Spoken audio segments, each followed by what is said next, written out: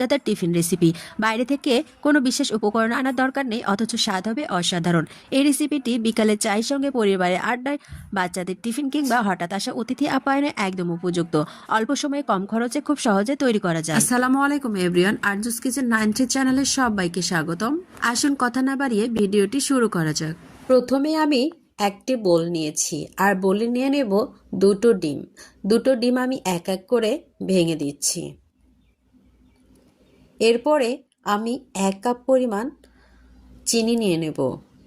সমস্ত উপকরণগুলোকে ভালোভাবে হুইস্কি দিয়ে ফেটিয়ে একদম চিনিগুলো গলিয়ে নেব। খুবই সহজে কম উপকরণে কিন্তু এই রেসিপিটা একদম হয়ে যায় পারফেক্টলি। ডিমের সঙ্গে যে চিনি দিয়েছি সেটা ভালোভাবে ফেটিয়ে নিতে হবে এবং চিনিগুলো যাতে গলে যায় সেদিকটা লক্ষ্য রাখতে হবে। আর এরপরে আমি দিয়ে দিচ্ছি 1.5 কাপ পরিমাপ আটা। আপনারা আটার পরিমাণটা বাড়িয়ে কমিয়ে দিতে পারেন, ডিমের ওপর নির্ভর করবে আটার পরিমাণ।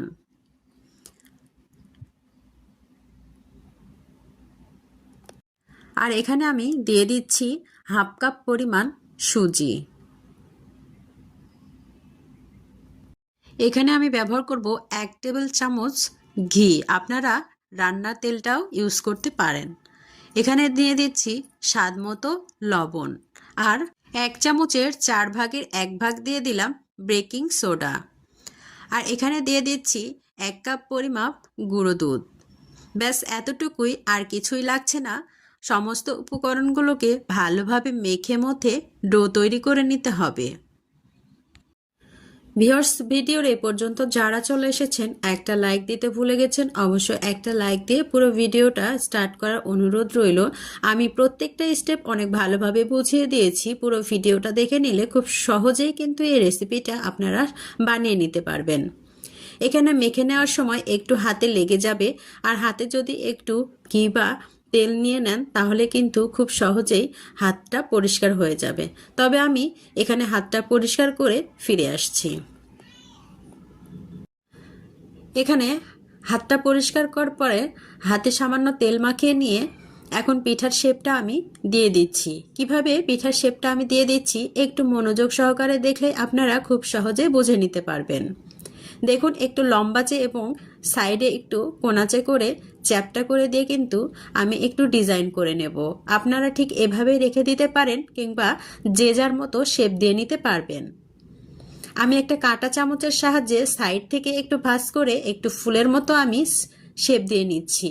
একটু লক্ষ্য করলে বুঝতে পারবেন আমি কিভাবে এই শেপটা দিয়ে নিচ্ছি।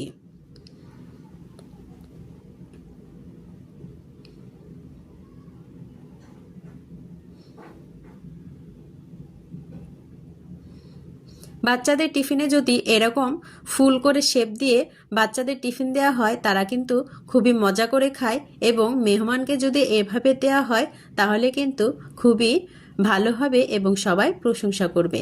দেখুন, আমার একটা পিঠা তৈরি হয়ে গিয়েছে। আমি আবারও আপনাদের বোঝার সুবিধার্থে আরও একটি পিঠা তৈরি করে দেখিয়ে দিচ্ছি। সেম প্রসেসে আমি আবারও আরেকটি পিঠা তৈরি করে নিচ্ছি। সাইড থেকে কাঁটা চামচ দিয়ে একটু ভাঁজ করে আমি এই পিঠাগুলো তৈরি করে নিচ্ছি।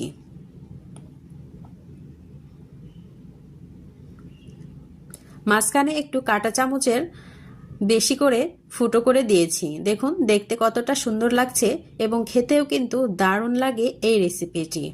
সম্পূর্ণ আমার বানানো হয়ে গিয়েছে। আমি এখন তেলে ভেজে নেব। আপনারা এটা ওভেনেও বেক করে নিতে পারবেন। চুলায় একটা ফ্রাই প্যান বসিয়ে দিয়েছি অলরেডি, আর তেলটা হালকা গরম করে নিয়েছি। তবে বেশি আঁচ দেওয়া যাবে না, লো টু মিডিয়ামে রেখেই এই পিঠাগুলো ভেজে নিতে হবে। একদমই ফুলে যাবে এবং খুবই নরম তুলতুলে এই রেসিপিটি খেতে কিন্তু অসাধারণ লাগে। আস্তে আস্তে সব পিঠাগুলো আমি দিয়ে দিচ্ছি, আর লো ফ্লেমে আমি এগুলোকে ভেজে নেব। আগে থেকে আমি তেলটা গরম করে রেখেছিলাম, আর খুব সহজেই কিন্তু এই অপর পাশটা হয়ে গিয়েছে। তাই আমি এখনই উল্টে দিয়ে আরও এক পাশটা আমি ভেজে নেব। আস্তে আস্তে এই পিঠাগুলো ভেজে নিলে কিন্তু ভেতর পর্যন্ত পৌঁছে যায় তেলগুলো, আর খেতে কিন্তু অসাধারণ হয়, একদম ফুলকো ফুলকো হয়ে যায়, ওপর থেকে ক্রিস্পি হয় আর ভেতরে একদমই নরম। খুবই ভালো লাগে এই রেসিপিটি।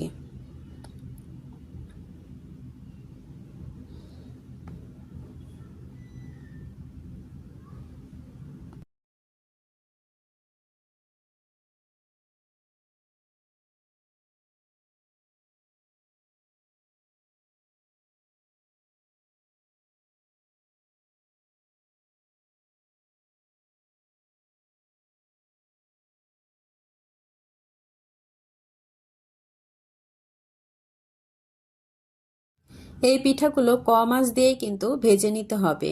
দেখুন কতটা ফুলকো ফুলকো হয়েছে, একদম ফুলে ফেপে একদম ফেটে গিয়েছে। কতটা সুন্দর হয়েছে এই পিঠাগুলো।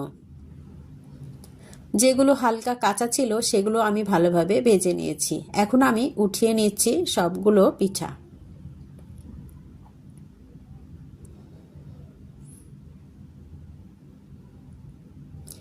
এতটাই ফুলকো হয়েছে, একদম ফুলে ফেটে গিয়েছে।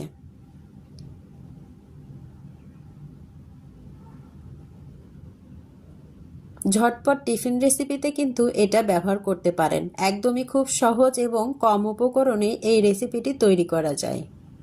এটাকে ডিমের পিঠাও বলতে পারেন। আমার এক ব্যাচ ভেজে নেওয়া হয়ে গিয়েছে, আমি আরও এক ব্যাচ কিন্তু ভাজতে দিয়েছি অলরেডি। এখানে সেম প্রসেসে আবারও আমি এই সমস্ত পিঠাগুলোই ভেজে নিচ্ছি। তবে লক্ষ্য রাখতে হবে চুলার আঁচটা লো টু মিডিয়ামে রেখে সমস্ত পিঠাগুলোকে ভেজে নিতে হবে। আমার এই ভিডিওটি যারা দেখছেন দেশ এবং দেশের বাইরে থেকে, তাদেরকে অনেক অনেক ভালোবাসা। এবং যারা আমার চ্যানেলে অলরেডি নতুন চলে এসেছেন, অবশ্যই চ্যানেলটি সাবস্ক্রাইব করে দিয়ে পাশে থাকা বেল নোটিফিকেশন অল করে রাখবেন, তাহলে আমার নিত্য নতুন ভিডিওগুলো পৌঁছে যাবে সবার আগে, আর সময় সুযোগ বুঝে আপনারা দেখে নিতে পারবেন। আর যদি বেশি ভালো লেগে থাকে অবশ্যই ফ্রেন্ডস অ্যান্ড ফ্যামিলির সঙ্গে শেয়ার করে দিতে পারেন। আমার সমস্ত পিঠাগুলো ভেজে নেওয়া হয়ে গিয়েছে। আমি এখন দেখিয়ে দিচ্ছি কতটা লোভনীয় হয়েছে আর কতটা ফুলকো ফুলকো হয়েছে। এতটাই ফুলকো হয়েছে যে ফুলে ফেপে একদম ফেটে গিয়েছে। দেখুন আমি দেখিয়ে দিচ্ছি কতটা লোভনীয় হয়েছে।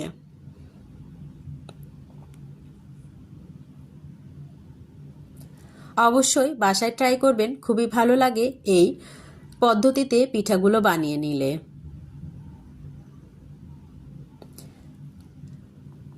বিকালের চা, পরিবারের আড্ডা, অতিথি আপ্যায়নে বিশেষ উপযুক্ত এই পিঠা রেসিপিটি।